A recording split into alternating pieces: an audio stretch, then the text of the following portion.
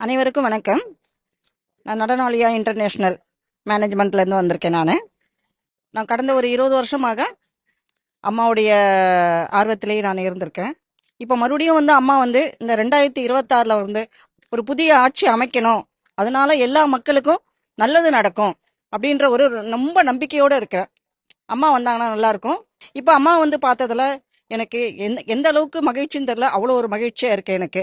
அம்மா எப்பவுமே இருக்கணும். சின்னம்மா நம்ம வரும்போது நம்ம எல்லாரும் ஒன்று சேர்ந்து சின்னம்மாவை ஆதரிக்கணும். அதுல எனக்கு நல்ல நம்பிக்கை இருக்கு. நான் ஒரு அம்மாவை பைத்தியம் சொல்றதுக்கு பதிலா எப்படி சொல்றது, ஜெயலலிதா அம்மா இருக்கும் போதுல இருந்தே எனக்கு ரொம்ப இதுல ஒரு ஆர்வம் இருக்கு.